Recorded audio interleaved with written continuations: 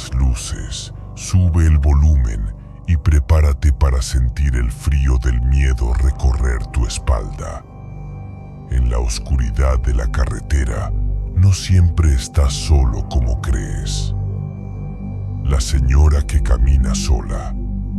La oscuridad era una boca hambrienta a las afueras de la ciudad y la carretera, una vena solitaria palpitando bajo la noche. Mi tío Miguel, con los párpados pesados por las horas extras en la obra, conducía a casa, el asfalto mordido por las llantas en un ritmo hipnótico.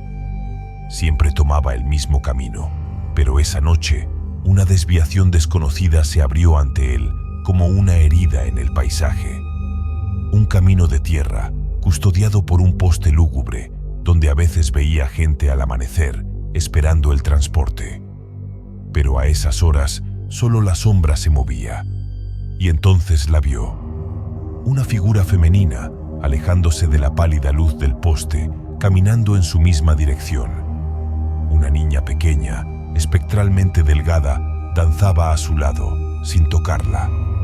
Mi tío frenó, un escalofrío helado recorriéndole la espalda. La mujer, con su andar cansino y su vestimenta oscura, le recordó a su abuela fallecida. No podía dejarla sola en esa negrura. ¿Va usted a la ciudad? La llevo, ofreció, la voz temblándole un poco. La mujer giró un rostro demacrado, ojos hundidos que lo examinaron con una desconfianza que caló hondo. «Puede subir atrás, llevo herramientas», mintió, buscando darle seguridad. Ella asintió, subiendo al asiento trasero. Él juraría que, al abrir la puerta, la niña no estaba allí. Un sudor frío le perló la frente. «Es aquí cerca, adelantito», murmuró ella, rompiendo el silencio denso. Pero al subir, mi tío sintió un vacío a su lado, la certeza escalofriante de que la niña nunca había existido, que había sido una ilusión del cansancio y la noche. «No te preocupes, es buena gente», susurró la voz desde atrás, como si leyera sus pensamientos más oscuros. «¿Dijo algo?», preguntó mi tío, la garganta seca. «No, mijo», respondió ella con voz normal, pero algo en el tono, en la forma en que la palabra mijo se deslizó de sus labios, lo heló hasta los huesos. «Aquí no más es». La miró por el retrovisor. Su rostro era aún más extraño en la penumbra, sucio, desdibujado, como una fotografía antigua desvaneciéndose. La escuchó murmurar de nuevo, una letanía ininteligible. Se giró bruscamente, la carretera casi desapareciendo de su vista, el corazón latiéndole con fuerza. Tenía que asegurarse de que no había nadie más que él pudiera ver. «Qué bueno que la encontré, madre. No son horas para que camine sola. ¿Por qué viene usted solita a estas horas?», preguntó, recalcando la palabra solita, buscando una reacción, una respuesta que calmara su creciente pavor. «Una nunca camina sola si tiene fe», creyó escucharla decir, una voz espectral, casi un eco del viento. Aún hoy, duda si realmente la oyó. 1 kilómetro más adelante, ella le indicó que parara, en medio de la nada, donde la oscuridad era más profunda. Al detenerse, otro camino de tierra surgió de la nada, un túnel de sombras que se internaba en lo desconocido. «Para allá, madre. ¿No quiere que la acerque más? Esto está muy oscuro», insistió, la voz quebrándosele. «No, gracias», respondió ella, con una gratitud que no sentía sincera, dándole una bendición que sonó más a maldición. Se bajó y comenzó a caminar hacia la negrura, tragada por las sombras. Y al verla alejarse, ahí estaba de nuevo. La niña. Vestido rosa pálido, casi fosforescente en la oscuridad, caminando junto a la mujer, 2 espectros fundiéndose con la noche, una mujer que, seguramente, nunca caminaba sola. La carga que nunca bajó. Mi padre, un nómada del asfalto durante 30 años, conocía las carreteras como las venas de su propia mano. Había visto amaneceres espectaculares y tormentas apocalípticas, pero lo más oscuro, lo más inexplicable, ocurrió una noche en que no estaba solo. Mi hermano menor, un niño de 9 años con la mirada fija en el horizonte de la carretera, lo acompañaba. Era su primer viaje en tráiler, el sueño largamente acariciado de emular a su héroe. El viaje a Coatzacoalcos fue un purgatorio de asfalto y retrasos. Accidentes grotescos sembraban la ruta, demorando su llegada hasta la noche más profunda. La carretera, desolada, solo respiraba con el aliento metálico de otros tráilers a lo lejos. Mi hermano dormía, rendido por el traqueteo, mientras mi padre conducía, la mirada clavada en el camino, la mente fija en el destino. Un movimiento brusco lo sacó de su ensimismamiento. Mi hermano se había despertado de golpe, los ojos fijos en el retrovisor. ¿Estás bien?, preguntó mi padre, sin apartar la vista del camino. Pero el niño no respondió. Siguió mirando fijamente el espejo, el silencio cargándose de una electricidad invisible. «Papá», susurró finalmente, la voz apenas audible. Algo se subió. Mi padre pensó que eran sueños, sombras de la fatiga. «Duérmete, hijo, ya llegamos», intentó calmarlo. Pero el niño insistió, la voz ahora temblorosa, un hilo de pánico real. «Papá, hay una señora. Se viene asomando». Un escalofrío reptó por la columna de mi padre. Echó un vistazo rápido al retrovisor. Nada, solo la oscuridad implacable de la noche. «¿Ya la viste?», preguntó mi hermano, la voz quebrándose. Mi padre no respondió, pero una sombra de duda se instaló en su pecho. Si algo se había subido, no podía parar ahí. Aceleró, la aguja del velocímetro temblando como una hoja. Kilómetros tragados por la noche, hasta que, a lo lejos, las luces parpadeantes de una gasolinera se alzaron como una promesa de seguridad. Al reducir la velocidad para entrar al área de servicio, una ráfaga de viento helado azotó la cabina, un viento que olía a ceniza y muerte. Un joven de la gasolinera se acercaba, pero su perro, un perro curtido en el ruido y el trajín de la carretera, reaccionó con un terror primario. Comenzó a ladrar, a aullar, como si viera al mismísimo infierno montado en el tráiler. El joven, alarmado, levantó la mano, indicándole que siguiera. Mi padre frenó, confundido. ¿Qué pasaba? El chico corrió hacia la puerta del tráiler, se aferró al estribo, los ojos desorbitados por el pánico. «Patrón, no se pare, ya se le subió», gritó, la voz desgarrada por el miedo. Un escalofrío glacial le recorrió la espalda. «¿Quién?», preguntó mi padre, la garganta atenazada. «No se pare, jefe, siga hasta la ciudad, porque si se para, no los va a dejar llegar nunca». El joven gritó la última frase con una histeria contagiosa, mientras se dejaba caer del estribo y corría despavorido.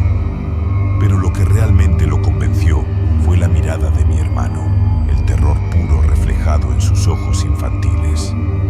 Mi padre pisó el acelerador a fondo, el tráiler rugiendo como una bestia herida.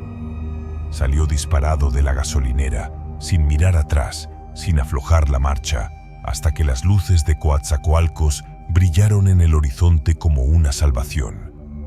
En la base, se bajó del tráiler, mudo, petrificado. Caminó hasta la parte trasera de la caja, el corazón latiéndole con fuerza. Y ahí lo vio. Ceniza.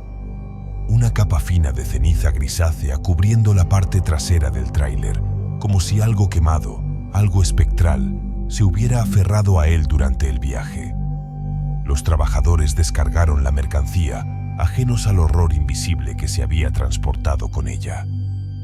Mi padre no dijo nada, pero esa noche, el sueño de mi hermano de ser trailero se desvaneció para siempre. Y mi padre nunca volvió a mencionar la señora que se asomaba, la carga invisible que nunca bajó. El santo del camino. El pueblo de mi abuela se escondía entre montañas escarpadas, un laberinto de carreteras peligrosas, no solo por las curvas traicioneras y los precipicios, sino por las sombras que acechaban en los tramos solitarios. Historias de asaltos, de figuras fantasmales que descendían de las alturas para aprovecharse de los viajeros varados, pintaban el camino de un miedo palpable. Por eso, los conocedores viajaban de día, sin detenerse, como si huyeran de algo invisible. El viaje había transcurrido en una tensa calma hasta que, en una curva ciega, el auto se descontroló. El volante vibró con furia, obligándome a frenar bruscamente. Al bajar, la llanta destrozada me recibió con un silencio sepulcral. El sol se hundía en el horizonte, y en esa carretera, varado significaba peligro. Miré a mi abuela. En lugar de pánico, vi sus manos unidas en oración, los labios moviéndose en un murmullo constante. Mi frustración creció, yo buscando soluciones y ella rezando. Me agaché para evaluar el daño, buscando una forma imposible de cambiar la llanta sin la herramienta adecuada. Y entonces lo escuché. Un motor, acercándose lentamente, un rugido sutil pero inconfundible. Me incorporé, el corazón latiéndome en la garganta. Una camioneta enorme surgió de la curva, deteniéndose en medio del camino. Vidrios polarizados, impenetrables. Silencio absoluto, observándonos. Un minuto eterno. Mi abuela rezando, yo paralizada, el miedo helándome la sangre. En cualquier momento, las puertas se abrirían, pero sin previo aviso, la camioneta dio media vuelta y desapareció por donde había venido, dejándonos en un vacío aún más inquietante. Miré a mi abuela, buscando respuestas en su rostro sereno. Ella seguía rezando, imperturbable. «Abuelita», susurré sintiéndome ridícula. «Si algo pasa, si vuelven, escóndase entre los arbustos». Ella murmuró algo incomprensible y continuó rezando. Y entonces, otra luz en la curva. Un auto pequeño, opuesto a la camioneta amenazante. Se detuvo detrás de nosotras y un hombre alto y delgado salió del vehículo. «¿Necesitan ayuda?», preguntó con una voz tranquila que, sorprendentemente, me calmó. Abrió la cajuela, herramientas relucientes bajo la luz crepuscular. Un llantero. Justo lo que necesitábamos. Se arrodilló junto a la llanta, trabajando con una eficiencia casi sobrenatural. Miré a mi abuela. Lo observaba con una atención profunda, una mirada de reconocimiento. Como si sintiera su escrutinio, el hombre alzó la vista, sus ojos encontrándose con los de ella. Un silencio denso, roto por una sonrisa incrédula. «No puede ser», dijo. «¿Usted es la mamá?». Mi abuela asintió, suspirando, limpiándose las manos en el delantal. Nos contó que había sido amigo de mi padre, hacía años. Andaba por un pueblo vecino, con un amigo, pero no sé, sentí que debía regresar temprano hoy. Por eso pasé por aquí a esta hora, explicó, con una naturalidad pasmosa. Terminó de ajustar la llanta. Nos pidió que lo siguiéramos. Nos escoltó hasta el pueblo, asegurándose de que no volviéramos a quedar a merced de la oscuridad. Al estacionar, mi abuela besó la imagen de San Cristóbal que había apretado entre sus manos durante todo el trayecto. El santo de los viajeros. Desde ese día, llevo una imagen de San Cristóbal en el auto y la oración de mi abuela grabada en el corazón. Porque, aunque para muchos sea solo una coincidencia, yo sé que algo más grande, algo invisible, nos cuidó esa tarde. Algo que se movió en las sombras de la montaña, guiando al santo del camino hasta nosotras. El cuerpo. Hace 2 años y medio, la carretera era una cinta de asfalto hirviendo bajo el sol de la tarde. Mi hermano y yo, rumbo a la capital, la música ahogando el silencio tenso entre nosotros. Era su primer viaje largo solo, y yo, el copiloto silencioso, el acompañante involuntario. En una pendiente suave, el motor comenzó a ahogarse. La música se apagó de golpe, un silencio sepulcral invadiendo la cabina. Luego, el motor murió, el auto apagándose como una vela en la oscuridad. Intentamos encenderlo, nada. Y lo peor, la pendiente nos arrastraba hacia atrás, la gravedad burlándose de nuestros intentos de frenar. Solo el freno de mano logró detener la caída, desviándonos hacia un terraplén de tierra blanda. El alivio nos golpeó con fuerza. No habíamos chocado, no habíamos caído al vacío. Pero el susto nos había dejado temblando. Salí del auto, buscando aire, el estómago revuelto. Mi hermano buscaba agua, la respiración agitada. Y entonces lo sentimos. Una presencia invisible, un peso opresivo que se filtraba en la piel, una angustia punzante que nos aplastaba el pecho. Algo no estaba bien. No era solo el miedo del accidente, era algo más oscuro, algo primario. A unos metros, un montículo de tierra llamó nuestra atención. No encajaba con el paisaje, una anomalía grotesca en la ladera. Tierra removida, cubierta torpemente con hojas secas. Mi hermano avanzó, la curiosidad macabra venciéndole al miedo. Levantó la punta del zapato, apartando las hojas. No hizo falta más. Debajo de la hojarasca, emergiendo de la tierra suelta, una mano pálida, huesuda, inmóvil. Un grito silencioso murió en la garganta de mi hermano. Corrió hacia el auto, yo siguiéndolo en un pánico ciego. Sacó el triángulo de emergencia, lo colocó tembloroso en la carretera.